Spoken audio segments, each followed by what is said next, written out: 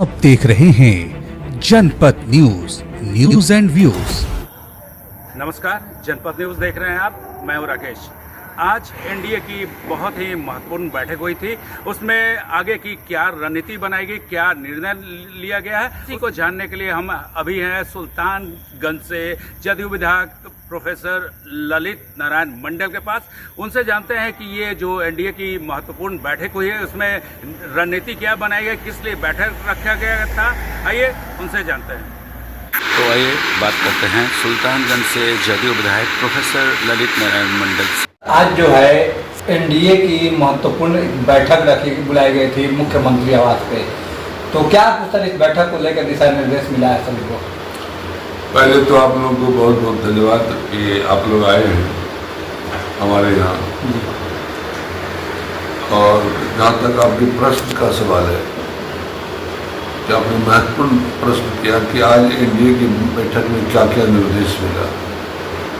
आज एनडीए की बैठक में मुख्य रूप से हम लोग को ये निर्देश मिला कि अब कोई भाजपा, जदयू, लोजपा, हम या उपेंद्र कुशवाहा की पार्टी का कोई नहीं रहेगा। हम लोग सब आज से एनडीए रहेंगे और एनडीए के रूप में ही हम लोग जिला स्तर पर और प्रखंड स्तर पर और पंचायत स्तर पर हम लोग मीटिंग और सम्मेलन करेंगे, जिसमें कि एनडीए की सभी साथी उपस्थित हैं। पहले होता था कि भाजपा अलग तैयारी करती थी, जदयू अलग तैयारी करती थी, सब पार्टी अलग अलग करती थी। अब ऐसा नहीं हुआ। उससे होता था क्या, कार्यकर्ताओं में आपसी तालमेल नहीं हो पाता था। अब मुख्यमंत्री जी का यही डायरेक्शन हुआ कि हम लोग सभी एनडीए एक मुट्ठी में बंद होकर के हम लोग काम करें और तब 2025 के चुनाव को हम लोग सामना करेंगे। और साल भर के बाद जो चुनाव आना है उसमें हम लोग को लक्ष्य दिया गया कि 220 और फिर से नीतीश, यही स्लोगन वहाँ पर और नेताओं की द्वारा दिया गया। तो क्या लग रहा था कि 220 सीटों की बात हो रही है, तो 220 सीट आप लोग जीत पाएंगे? याद कीजिए, जब पहली बार हम लोग एनडीए में लड़े थे तो हम लोग 5 घटक में थे, हम लोग कुछ कम ही घटक थे। तो उस वक्त हम लोगों ने बहुत अच्छा प्रदर्शन किया था और विपक्ष में जो लोग हैं वो लोग मुश्किल से 20-25 पहुँच सके थे। और हम लोग यदि फिर से जब 5 दल हो गए, अगर ईमानदारी से हम लोग काम करेंगे 5 दल मिल करके, तो 225 तो आसान लक्ष्य है, तो ज़्यादा परेशानी नहीं होगी। जन स्वराज भी सर ये दावे कर रही है कि ना लालू ना नीतीश, और इस बार अगर हम जन स्वराज को जनता चुनने जा रही है, उपचुनाव में ही हम अपनी धमक दिखा देंगे। उपचुनाव में तो उन्होंने तो 2 उम्मीदवार को बदला है।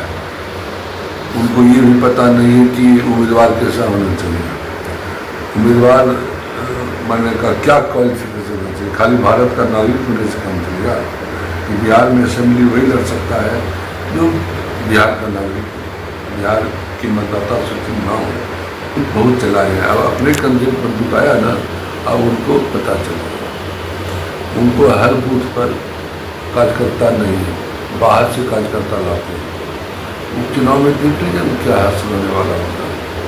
सर, नेता प्रतिपक्ष तेजस्वी यादव लगातार ये आरोप लगा रहे हैं और साथ में उनके सहयोगी मुकेश सहनी भी कि मुख्यमंत्री नीतीश कुमार से अब बिहार संभल नहीं रहा है, उन्हें बिहार छोड़ देना चाहिए, उन्हें जो है बीजेपी हाईजेक कर लिया है। विरोधी दल के लोग क्या बोलेंगे, हमारे लिए अच्छा अच्छा बातें बोलेंगे। वो विरोधी दल है, वो भूल गए मुकेश सहनी, उन्होंने कहा था कि हमें पीठ में छुरा मारा है, तो उस वक्त तो पीठ में छुरा मारा था ना, इस बार उनको पेट में छुरा लगेगा, तब वो सीखेंगे और कहाँ गए उनको पता लग जाएगा। सर, लेकिन तेजस्वी यादव भी ये आरोप लगा रहे हैं कि बीजेपी जो है मुख्यमंत्री को हाईजेक कर लिया है। चुनावी सभा के दौरान हर जगह वो कहते रहे हैं कि चाचा को हाईजेक कर लिया गया। तो वही सारा है, दिल्ली सरकार दे रही है। और बाढ़ पीड़ितों में भी नीतीश कुमार ने मांग किया है कि हमको इतना खर्च हुआ है, इसमें आप मदद कीजिए।